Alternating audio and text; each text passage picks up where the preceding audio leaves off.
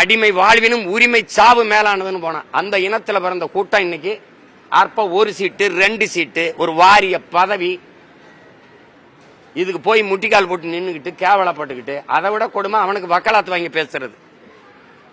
ஒருத்தன் செய்யற எல்லா தவறையும் சகித்துக்கிட்டு மாவீரன் சுபாஷ் சந்திர போஸ் சொல்றாரு, ஒரு அரசியல் கட்சி, ஒரு தலைமை, ஒரு இயக்கம் அதுல சேர்ந்துட்டதுனாலே அதுல இருக்கிறதுனாலே அது செய்யற எல்லா தலைவரையும் சகித்து கொண்டு வாழ்வதான் தான் தேசப்பற்றுனா அந்த தேசப்பற்று என் கால் செருப்புக்கு சமம்ங்கிறான். எல்லா அநீதியும் சகித்து கொண்டு இருக்கிறதுக்கு பேரு தான் இது ஜனநாயகம்னா அது எப்படி எப்படி இது? எது வேணாலும் பேசலாம். செம்மொழின்னு ஐயா கருணாநிதி அவர்கள் பிறந்த நாள நீங்க கொண்டாடணுங்கிறீங்க. செம்மொழிக்கு அவருக்கு என்ன சம்பந்தம் இருக்கு? எங்க மொழி இருக்கு? செம்மொழின்னு சொல்லிட்டு தமிழ் செம்மொழியா இருந்ததா சொன்னதுனால ஆனதா?